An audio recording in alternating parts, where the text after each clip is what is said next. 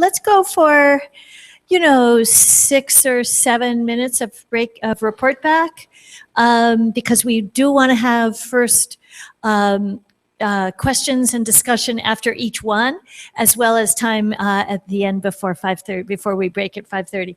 So breakout 1 is corn and wheat database harmonization, possibly with some sub-breakout groups, I'm not sure. And Jeff is going to do the honors. They said that they'd figured everything out. Which day was that?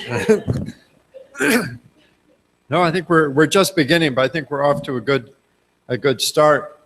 So we have sort of two major tasks. One is to work on the data set conversion for maize and wheat, and I guess we just sort of really started on that. But I thought we had at least for me, a productive discussion on metadata, and of course everybody's notion of metadata differs. So what our consensus was this is the metadata to facilitate locating experiments across databases. So if we think of having a data portal, what kind of queries are scientists going to expect to make, and hence what kind of data do you need to make readily accessible? And it turned out that Chris has done something very nice. He's actually got a little Google Doc, which you can access at research.agmip/MVL. I always say it's not the MVL one though, is it? Because that's the master variable list. It's another one. I'll show the list, but he's pulled out a lot of the terms that already are searchable. And so we went through those, and then we had a discussion. Let's see. Oh, I can't do this. We had a field for I guess a field for types of experiments, and within that was a rotation. But you can't search to say I want to find a corn-soybean rotation. And so we're going to have to look at the taxonomy there. And I know from my experience with GraceNet, you know, there's no formal taxonomy for rotations. Everybody's got a different term. So right away we get into some issues there. And do you move to ontologies or what? Well, but we'll have to pursue that. Similar situation with fertilizers, and we have, is it a fertilizer study or not? But we don't, for example, have an easy way for saying whether it's organic fertilizers or inorganic fertilizers. And that right away got to the old thing of, you can easily imagine somebody saying, I want all the experiments that involve organic agriculture.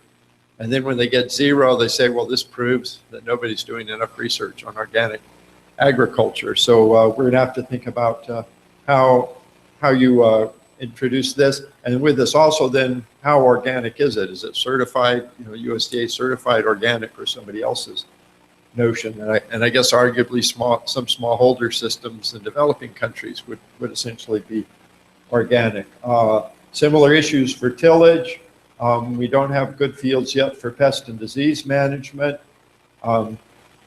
Similarly also for agrochemicals being applied. For example, glyphosate or Roundup has been in the news recently, so you can imagine somebody saying, well, I want all the experiments where Roundup has been described as being applied. Let's see, variables, I'm not sure what so Chris's system already pulls up a list of all of the time series variables. So if you want all the experiments where leaf area index was measured, that's already being done.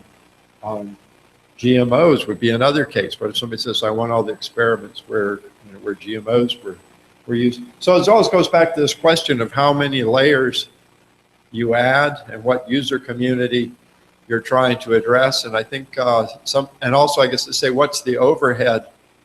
You know, if we add on more and more, if the downside is 0.001%, then let's go ahead and add more. If the downside is another month of work for the programmers, not so good.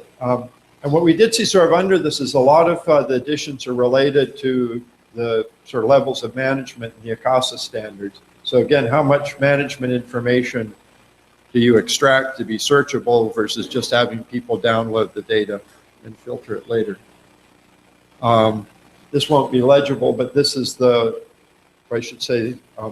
this list here are all of the fields which are already searchable through the AGMIP metadata. So it's a lot more than what I had realized was there as metadata. A few more issues came up. One is how much should we strive to be compliant with ISO standards? And so examples would include geospatial data. I believe there are ISO standards for bibliographic references and for describing individuals. But again, that starts to add a lot of overhead if you want full compliance. And someone mentioned schema.org, which is, I guess, another alternative that's used for structured data interoperability, and included JSON as an example. So I think as the week goes on, we'll follow up on some of these. That's it. So after we went through the metadata discussion, we sort of got people going on the data conversion. And what had been sort of a noisy, boisterous room suddenly got very quiet. And so I assume everything is going wonderfully. Pat had some good questions, which I'll discuss with Cheryl later on. But I think that's about it for group one.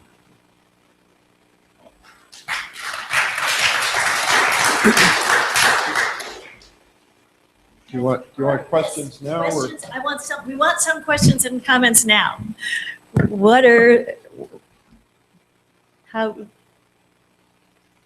I know it's early days, and it's also, I think it's good also, sort of after the first day of the workshop, I think also a lot of issues come up, and it's like, can we actually do this? I think we felt that a little bit in Breakout 4. It's like, oh my gosh, there's so much going on. But it sounds like you guys are making you guys. I think the metadata, now it's a question of me sitting down. I mentioned it again, 3 or 4 of us sit down and work through the feedback, bring it forward. And if anybody, basically the question we're asking is, your colleague, your graduate student comes to this data portal 3 years from now, and they want to identify data sets. What are they going to be? And what do they expect to see in search terms that they can access? And we haven't discussed yet whether we're talking push buttons or a Google type free-form speech thing. But we need to get those metadata in part of our. One thing that seems like would be good to make it accessible and not really try to solve all the problems that are now, because we've been talking about it.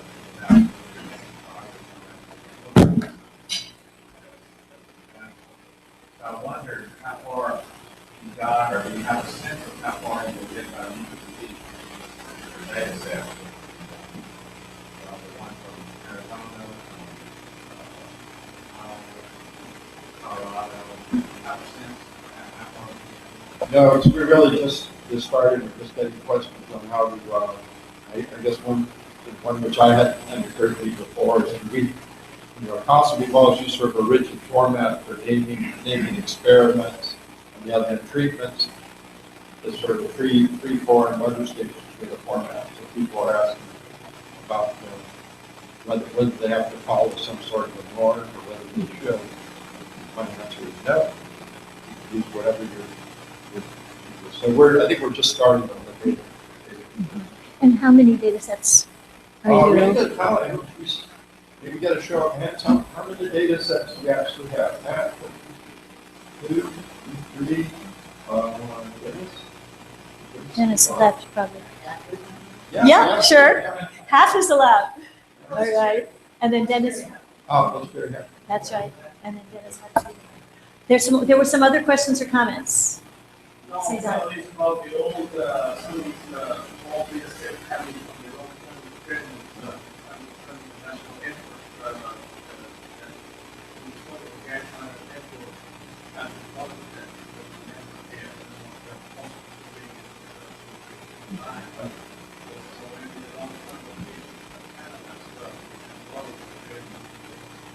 So I guess we haven't been, that might be another good, I hate to add on breakout groups, but maybe have one session just to look at what other experiments people know are out there. I've got the GCTV data set reasonably well organized, but then it's a question, some of them really are pretty thin, but it's just sort of too brief to the location.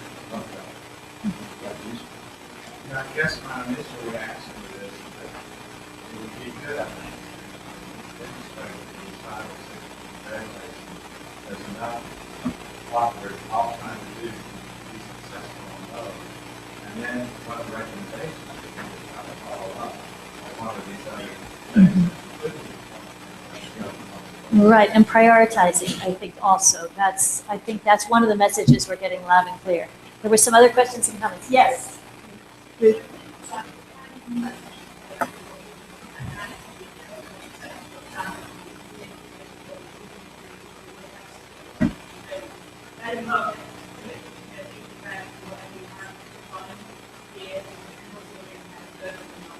Yeah.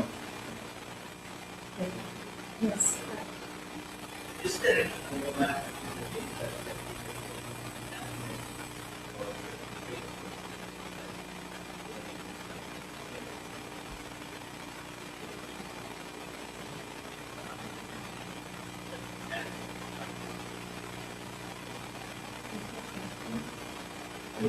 Goal.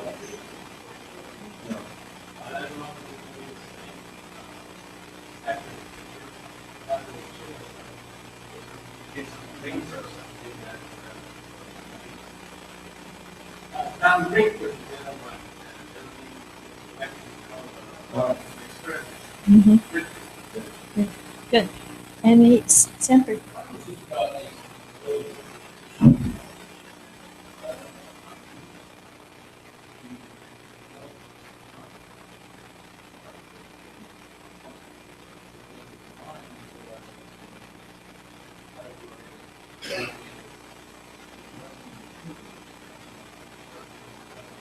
Well, maybe I'll turn it back to Chris and say, what do you see as the upside and the downside of adding more metadata?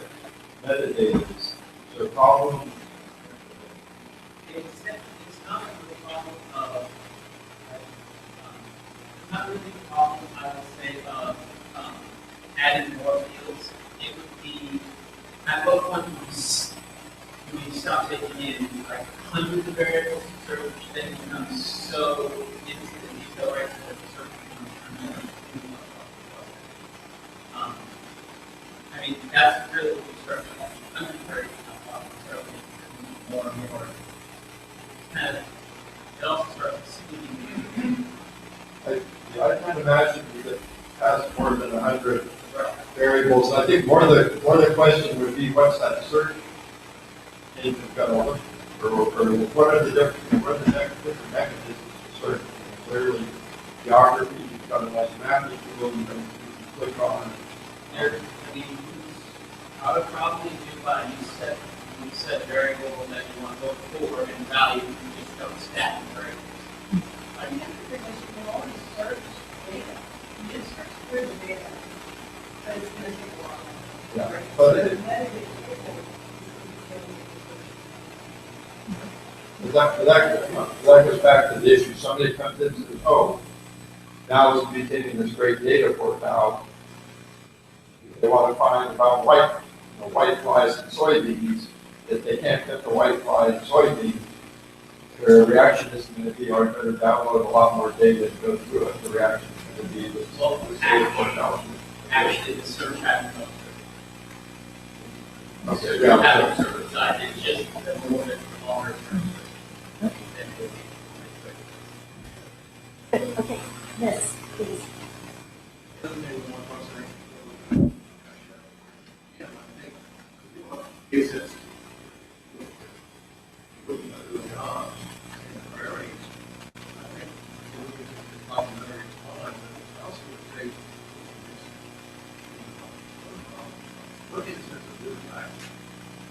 Because we do not have they will have types of data in the field reference. Some other things, they have their own unique challenges.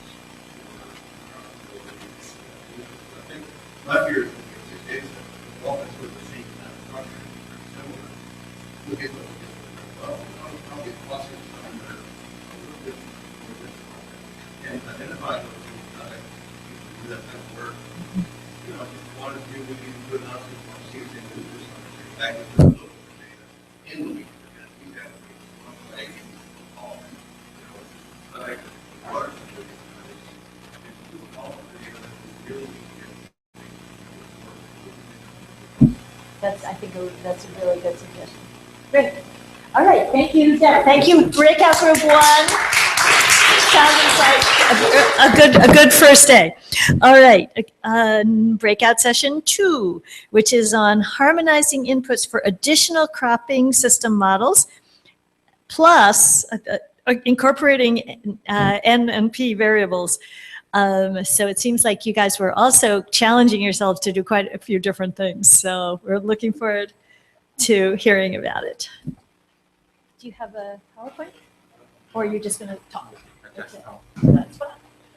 Okay, so session 2, we go through the basic concept and the process for the transition tools, and also how to develop the transition tools.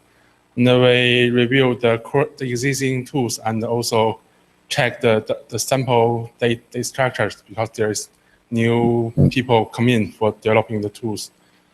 And currently, we also discussed about the rotational data structure.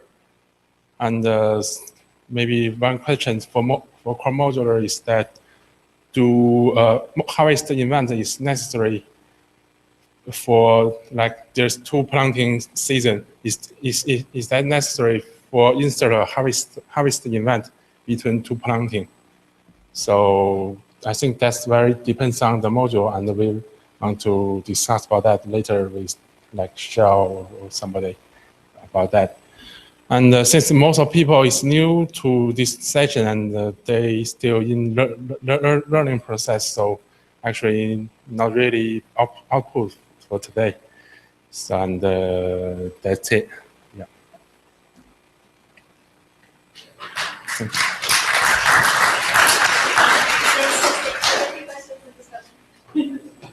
All right, questions and discussion. Cheryl.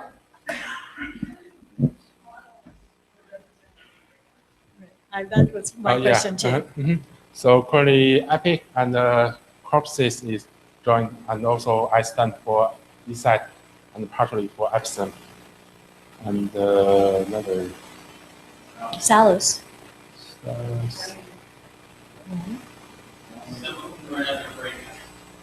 Actually, very few people joined to the session 2. I think only include me is about 6 people. Yeah.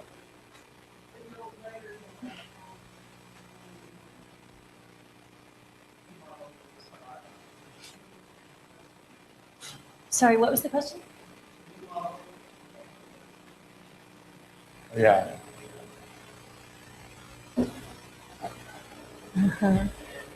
There were some.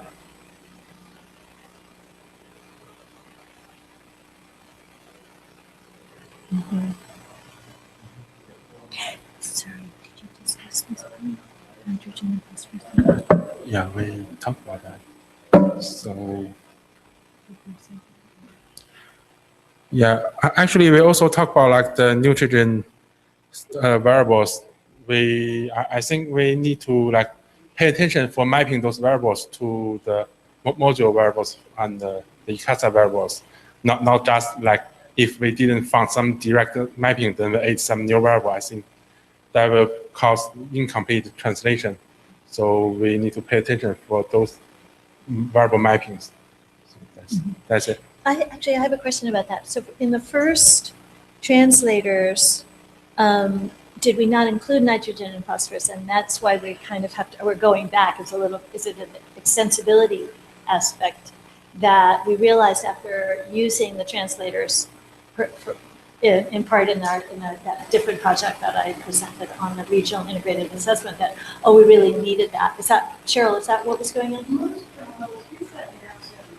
translators handle none of them will process. There's none of the models and translators Right. or programs to handle that. So, and I think some of the models just didn't get that far. I guess we had to throw the inside. So what's your, yes.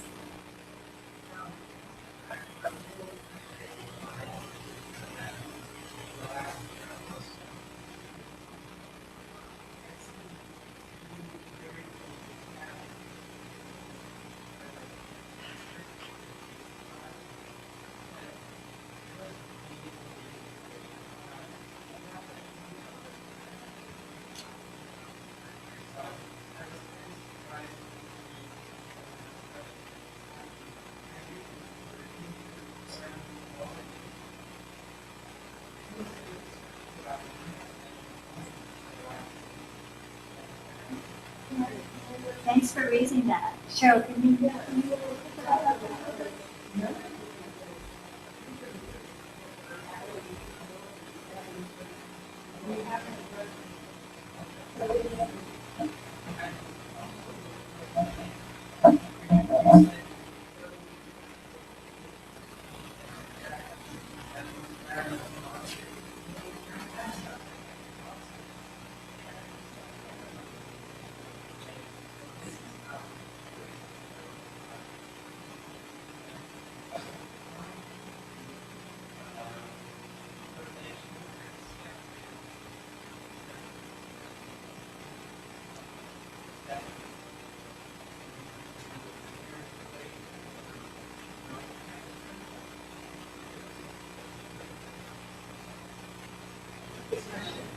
Is that with the process within the models that you're describing?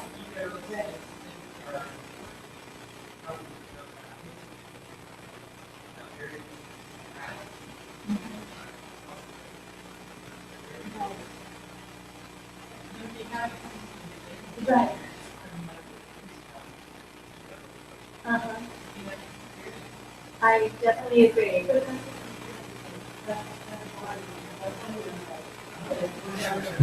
And, right, right, and if it's processes within models, then your pen is, get with pen because then that whole part of seeing how the different models handle the different processes within the models, that's also very much ongoing, and we really want to make sure, I think you're really covered. The process is part of all of that. And it's all about learning from each other. So we're really glad you're here and raising these questions. Jim? Yeah, but it also means that there could be something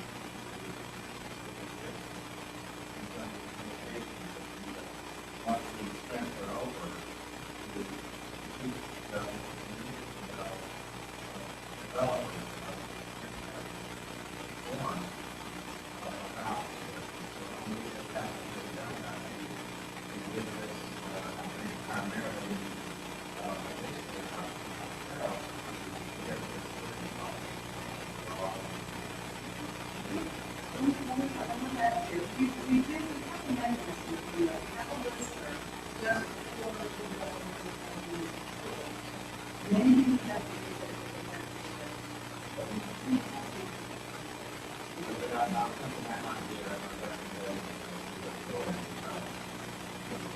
Yes, clear.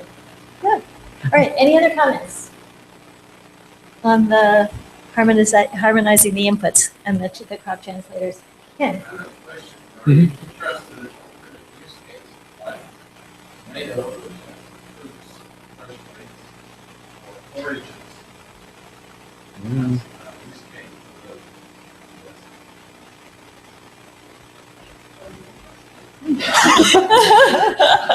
of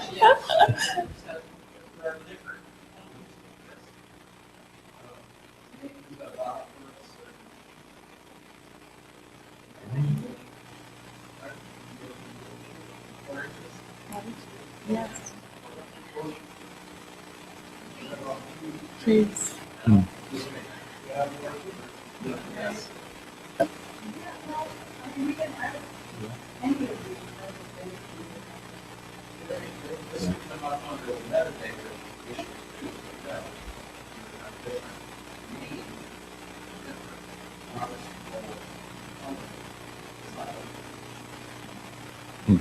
Discussing that and how we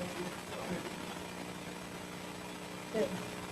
Well, also, again, having it be across, thinking not only in the United States, but internationally, we want to be able to have, and also nutritionally, we want to be able to have this system be applicable for a wide range of crops as well. I really think it's like communication. Yes, I do too.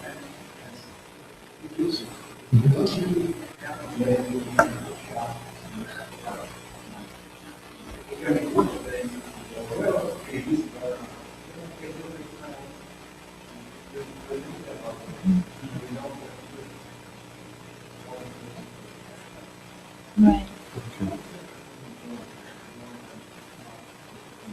and that's really, I think, what Jim is saying, that we need a roadmap so that the effort is actually much more organized, coordinated, that we're all working together.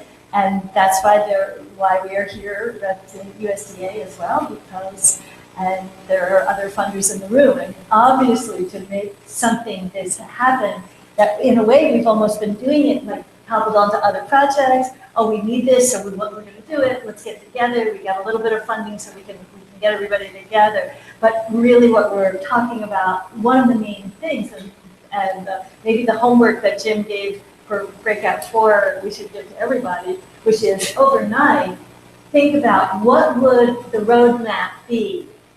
And we'll be asking, so that is going to be the homework for everybody. What's the roadmap? For how would we actually go forward, and what would be needed to really make this happen in a coordinated way?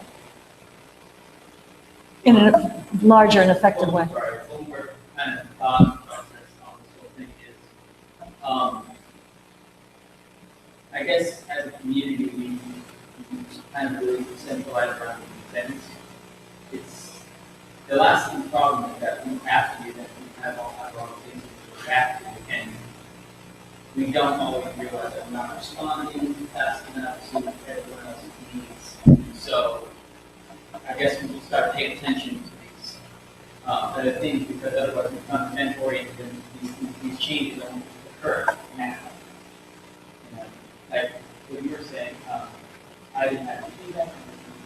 Yes, we should put it in things that on the mail, but this all comes to a head.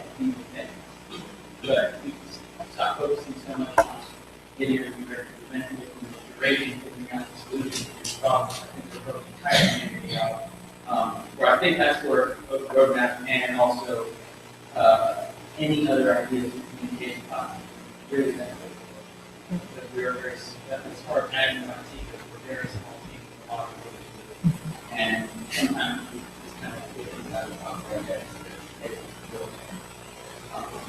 Good. Thanks. Thanks, everybody. Any other final thoughts for breakout 2? Thanks, Meg. Thank you. All right. Number 3, developing metadata and data dictionaries for other agricultural system components. So we just were talking about the ones that we already had been working on, right? And now we're going to be adding more. Here come the dairy, and it's a good thing that Molly John has arrived. By the way, we want to say welcome to Molly. And guess what? Now you're going to hear, did you talk about dairy? Yes. All right. We're going to hear about dairy, beef, and these other elements that are also getting added into the mix. Okay, so breakout 3, our group was small enough that I could list everybody in the group. So, and it was a very diverse group. So we had folks working on LTAR. We had a dairy cap representative, Carol Barford, somebody in food systems and nutrition, life cycle analysis, or actually 2 people that work with life cycle analysis, Ezra Khan and Ali Saleh, who also works on the grazing cap. Soon-Ho Kim is a data manager, and she's an ontology expert. I think, has she left? Oh, no, she is. Yeah, so we're happy to have you here, Soon-Ho. She's going to help us navigate some of these tough data issues. And Tim Thomas, also from IFPRI, is an economist, works with the impact model. So it wasn't, we couldn't really focus on one particular kind of data. We were dealing with a lot of different data domains. And there are data domains that are missing here that we at one point thought we might have here: forestry, pests and diseases. So there are lots of other domains that are collecting data within USDA and other entities in the United States and the world that could become part of this system that we would like to coordinate with. Okay, so we spent a lot of time talking about metadata versus data, and there's no hard and fast rule to tell you what's metadata and what's data. Okay, so, the statement was made that one person's metadata is another person's data. We take very different approaches, and believe it or not, okay, so AGMIP uses the ICASA standards, but AGMIP metadata and ICASA metadata are two completely different philosophies.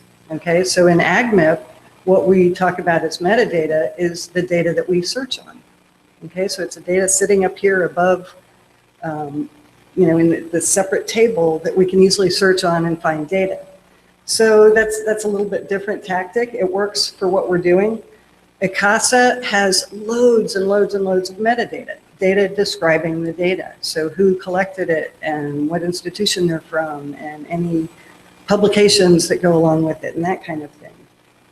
So one of the comments that came out was that the difference could be considered structured versus unstructured. So there are some databases where the metadata are completely unstructured and it's all in paragraph form. Okay, so it's actual text descriptions of the data. Okay, so these are different philosophies, and I don't think any one of them is right and others are wrong. I think that they're just different philosophies. So there are some existing metadata standards. We went through a list here. These have different uses, like the Dublin Core is particularly for metadata regarding publications. CDF, you're maybe familiar with the NetCDF standard. So the CDF has standards for metadata relating to spatial and temporal data. AgriVoc has metadata standards. This is an agricultural vocabulary of the FAO. So there are various standards out there, including the ICASA standards.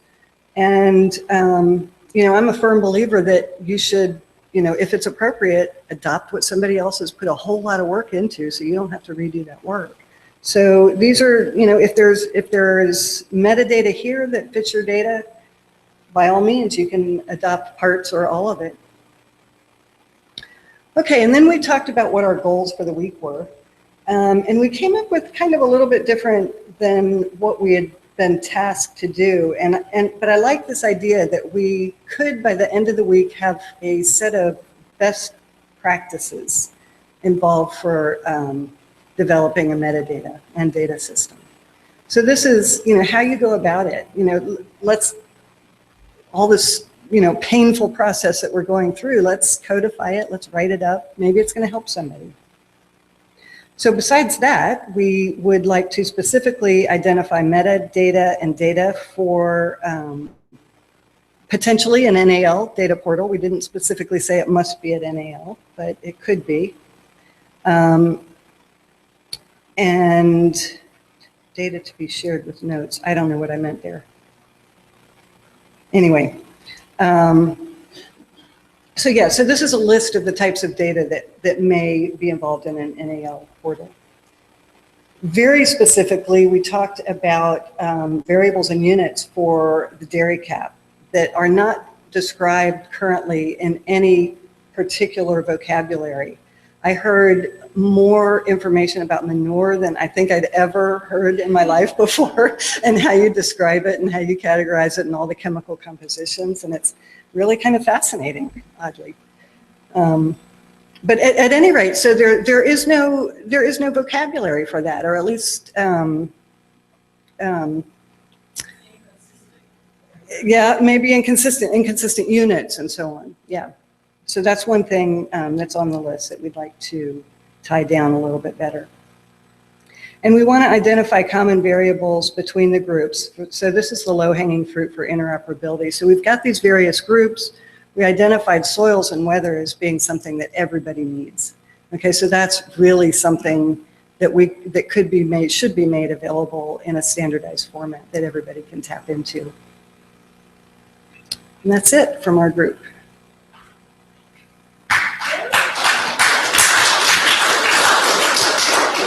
All right. Questions, comments, discussion for the developing metadata and data dictionaries. So you're going to be focusing on dairy, or? Well, that was one for today. That was one group that came with data that they are in dire need of figuring out how to standardize it. So it kind of is something that I think that we can make progress on this week. I was curious about what exists out there now for dairy, for example. Because I know that there's a national dairy data system. I don't know much about it, but in terms of even registering the cows and things like that, and I just wonder how much you learn about those things, like you said, that are really that could be used at least as a model for farming.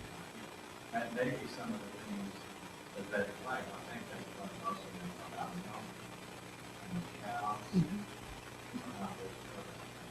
There's one here from dairy. We have some hands raised. Yes?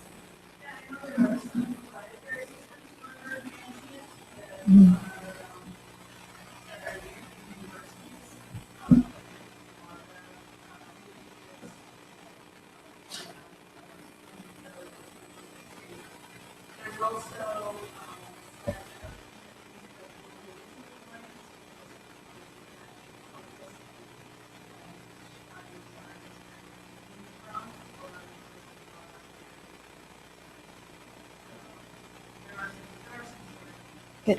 Can I make a comment? And then Molly, just on the Global Research Alliance, in some ways is a little bit of a kind of like brother, sister to AGMIP in a way. And drawing those linkages are very good, I think. So if we should probably check with Jean-Francois, Susanna, and others who work on that. Molly.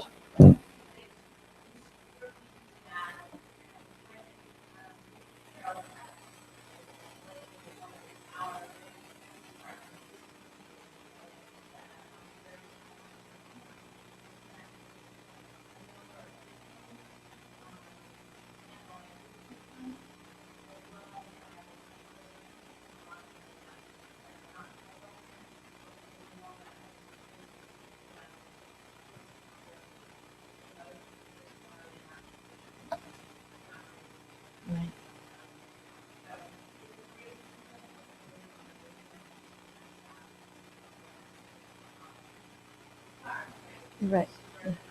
Absolutely. Oh, yes, definitely. Yeah. AGMIP is bringing livestock in a very serious way now. Ken.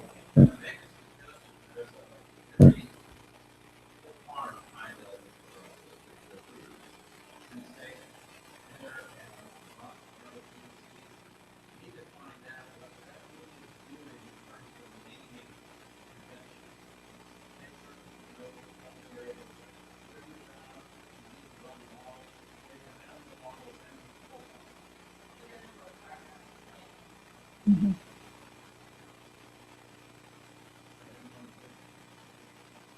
From where? Yes, we have one.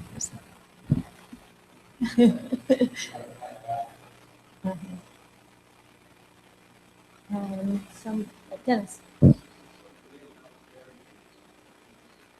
Yeah, that's fine. Yes, let's go. Let's move on.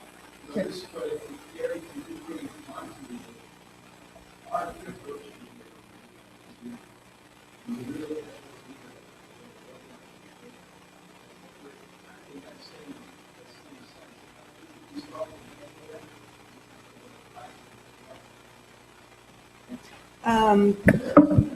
Yeah, so actually that's kind of the roadmap that we're planning on putting together. But yes, starting with the metadata is a great place to start. Describe your data.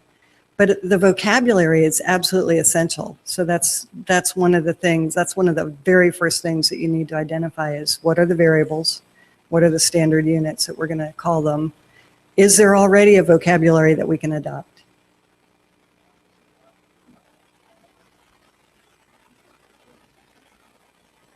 I have a question actually about the stakeholders and the use cases, right? So it seems as if having discussions with the modelers and the stakeholders is absolutely essential to creating the best practices for the metadata, right?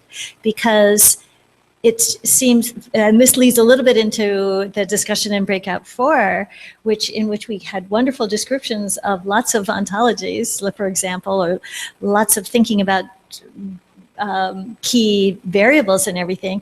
But it's a little bit like, well, how would these actually be used? And so what we learned from our next gen and and also, our different project, of course, is stakeholder driven. So in a way, don't we need not just the push, right, from the data side, but we really need that pull from the modeling side really linked up to actually do something useful. I don't know. What's your thought? No, that's a great point, because a lot of these data sets just have loads and loads and loads of data. So if our goal here is to make data available to models, you're right. You have to look at what are the models needing. On the other hand, the models are evolving. We're now starting to take in kinds of data that we previously never did before, the genomic type data. And so, yeah, you definitely have to identify who your audience is and who you're making data available to. And that's why this extensibility idea is good. All right, any other questions or comments for Breakout 3 on the metadata? Thanks, Cheryl. And speaking of Breakout 4, which was on the strategic planning part for leading to we hope what would be put forward a draft roadmap for some kind of agricultural data, and I would say data and modeling network. But what we did was rather than have a lot of discussion, we had very good discussion, but we had a series of presentations from folks who are participating in the workshop about the activities that are already ongoing. So Cynthia Parr is going to summarize what we learned from hearing about the very wide set of activities that are already ongoing. Thanks, Cynthia. So Cynthia mentioned that we had essentially a parade of data initiatives that are already doing work, and they presented to us some of their needs, some of their solutions so far, and all of this surfaced a number of ways that the crop modeling community of AGMIP can be involved with and learn from these initiatives. So for example, talking about vocabulary, several semantic initiatives for plant traits would benefit from an interaction with crop modelers. So cropontology.org is currently primarily driven by the plant breeding community. So those use cases are really for plant breeding. Crop modeling would be a useful way to get some more relevant vocabulary into those trait descriptions.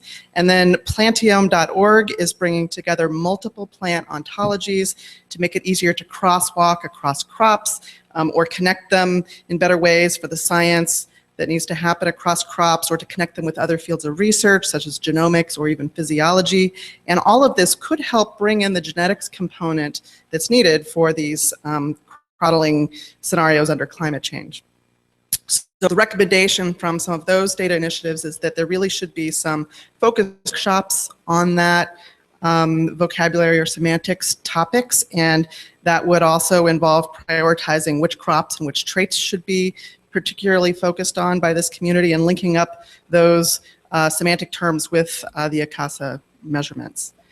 Then we had a few speakers who focused on strategic planning of initiatives that will more effectively connect their data resources with other data resources at other institutions, or perhaps data resources at different formats, or even across different agricultural domains, and how we can ensure that these are optimally usable for future research and also for policy and planning. So this was a wide-ranging set of initiatives, starting with, from the Netherlands, talking about some efforts to automatically tag a lot of different data resources that might involve human manual tagging or automated tagging, and the need there is to encourage more detailed metadata on resources, because that means that techniques for automated tagging could be more effective.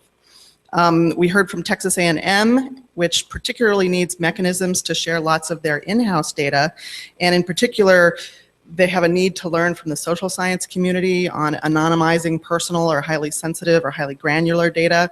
And they particularly urged us to focus on harmonizing the crop management vocabularies, because that's really important for understanding crop production models. Finally, CGIAR told us about their process of long-term planning and rollout of various open data efforts, and that involves not only harmonizing metadata schemas, but also policy across 13 different data centers and potentially even beyond those data centers, and also developing proof of concept for indexing across all of these data resources. And in the future, they're also planning to consider how to prioritize which legacy data really needs to be shared, and also how to move towards how all of this can feed into impact assessments. So with that, I'm going to talk a little bit about what Stan Wood from Bill and Melinda Gates Foundation told us, which is that their efforts to understand patterns in their portfolio and the impacts of their investments in global agriculture has been really difficult. These are projects that span a lot of different subjects. They're in a lot of different places. That there's no standardization in the way you might categorize these different projects. And so the work that we're doing could help them better describe their data and modeling projects so that they can help with us determine a course for where to go in the future based on where we are now, and then deciding what those priorities ought to be. And Stan points out that obviously different institutions, and many of them are here in this room, will have different priorities. And so the foundation might have different priorities than particular institutions like the Ag Library, but we should be able to come up with a fairly coherent plan about who does what and where the priorities are the greatest and who should take part in those. He pointed out that funding from Bill and Melinda Gates Foundation could come from data analytics funds that he manages, but also from funds that they distribute by commodities, so wheat and corn. And circling back to our discussion about all these crop-specific ontologies, there's clearly some work to be done that cross-cuts these different commodity crops that could be fundable work. And then the final discussion that the final point that he left us with is that he's been disappointed. I shouldn't say disappointed. He didn't say that. He said, we haven't made as much progress as he would have liked to have seen over the years, in part because of these difficulties in cross-cutting across projects, but also he's looking for a way to accelerate the work that's being done so that more people can participate in model building as well as in data sharing and harmonizing. So that's just a thought he left us with. And so overall, Breakout 4 had a charge at the end of the day to go back home tonight and draft. Each of us is supposed to draft our version of a roadmap for how to build this global distributed national data, or globally distributed data initiative with both short-term goals, the low-hanging fruit that we're already hearing from some of these data initiatives, but then how can we work together with them towards these longer-term goals?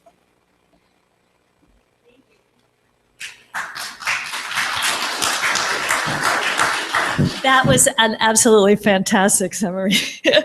Really, thank you so much. It's great. And there was one presentation on the agenda that we didn't get to, that Cynthia and Simon, I think, are going to give tomorrow, on what the National Agricultural Library is doing with the Agricultural Common Ag Data Commons. So we look forward to hearing that. But any questions or comments or feedback on what we heard from Cynthia and Breakout, we're the two Cynthias, from Breakout Group 4, Sanford.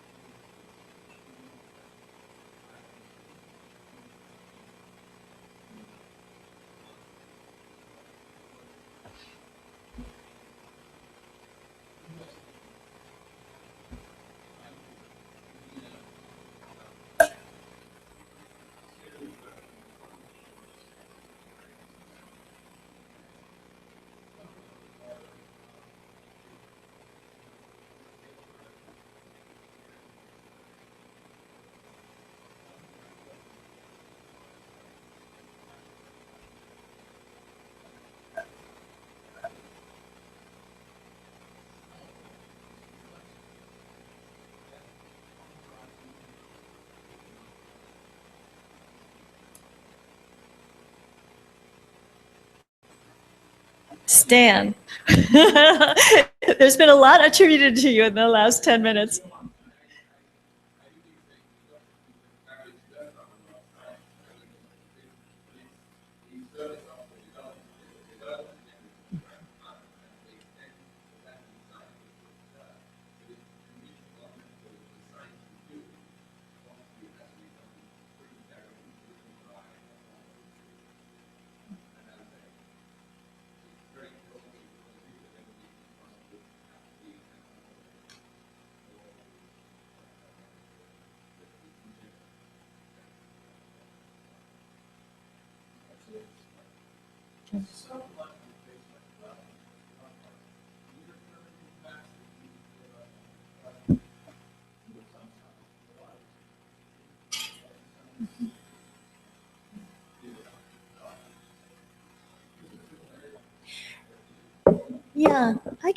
Yeah, I think this is very, very critical point that is something that we need to think about and discuss through the week.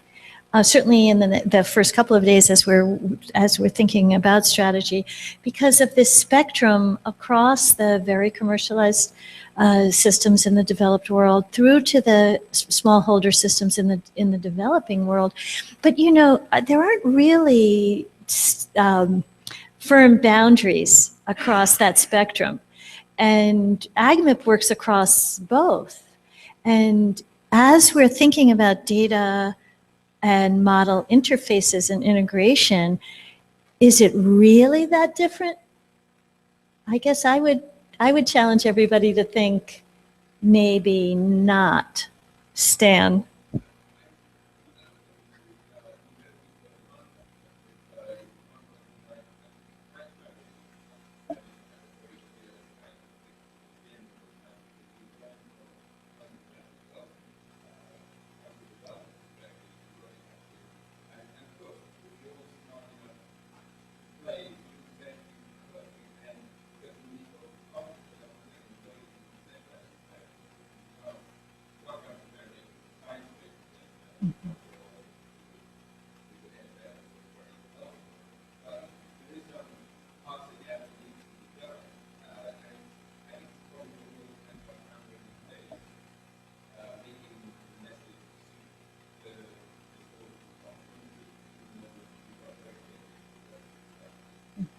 Jim, what are your thoughts?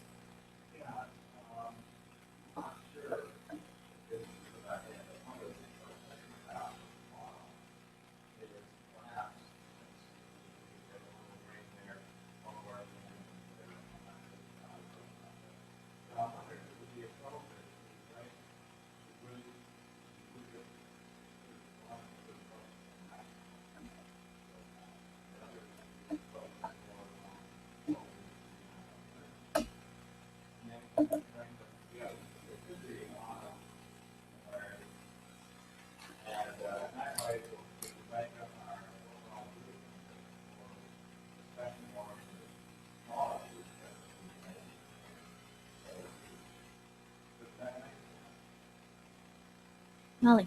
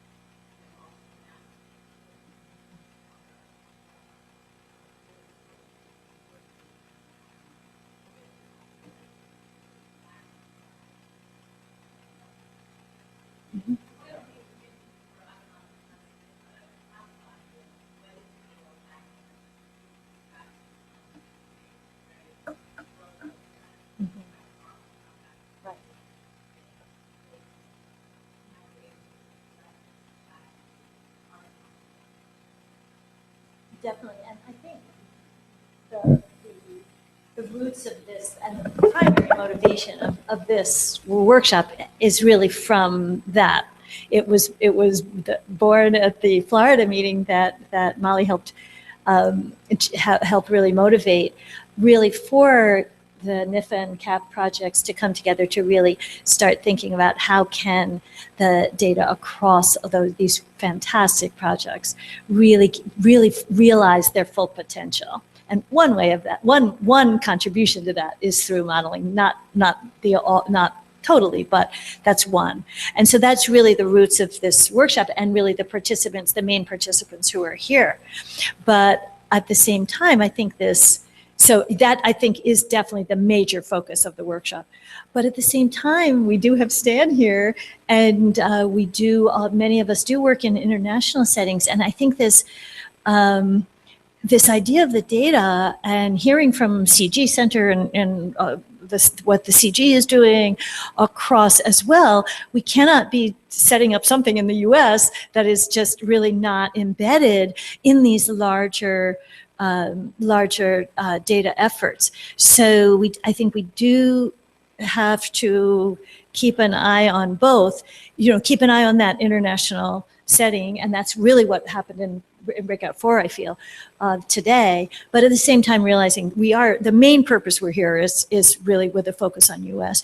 But, that being said, we can certainly, I think, having this discussion, especially while Stan is here up through tomorrow sometime in the afternoon, I think there's some very challenging issues across that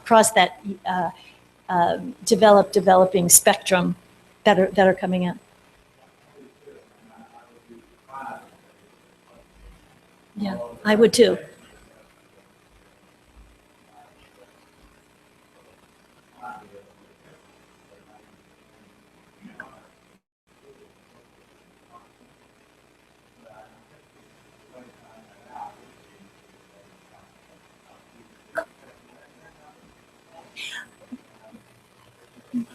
Yeah, why don't we add a breakout group at some point tomorrow in which folks who want to focus on smallholder and developing country settings get together and talk. And I think this question of, is it really two systems, one system, but keep going on our main roadmap development for US and CAP. What do you think, Molly?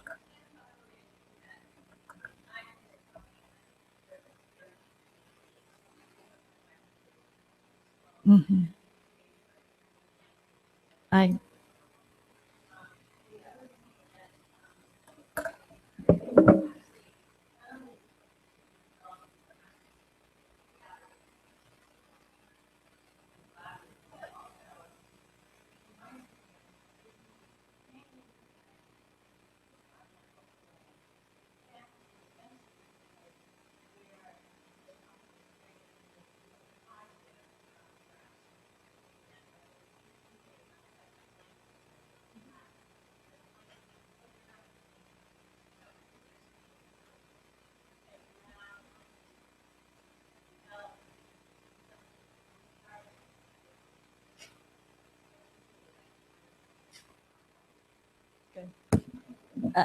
Thank you. Yeah, I really agree with you. I do agree with you. All right. Any other questions or comments or discussion? Fantastic. All right. Thank you, Cynthia. And let's have one more round. So it's really been a great day. Jim, any further thoughts and to just reiterate, why don't you come up and we'll just end the day with a big thank you to everyone. And I think we should also, give a big round of applause to Jim, who has worked so hard to make this happen. Simon, I think maybe, yes, I think Simon has gone. Because I didn't know if Simon had any other comments or not, but I think this has been a very good day. And I hope you're energized to go home and do your homework, as we were saying. But I think this is really an opportunity for us to try to think out of the box, maybe, in terms of what we might want to see happen. Now, it may be that we throw a bunch of ideas out there and they may not be very amenable to what is practical, but let's try to do that. think of how we might really bring this whole community forward. And as I said earlier today, I think all of the different agencies and the people who are providing funding for projects, development or science, really want the data to be saved, and they're now requiring it more and more. But it's not going to happen unless we as a community really get behind it and find ways to do it. And that's really what we're here about. So anyway, put on your thinking caps tonight and come up with some really innovative. Maybe we should give a prize for the most most exciting and doable suggestion that comes out of this tomorrow. But anyway, thanks again to everyone for all of your hard work, and look forward to working with you again tomorrow. Thank you. See you tomorrow. Thank you.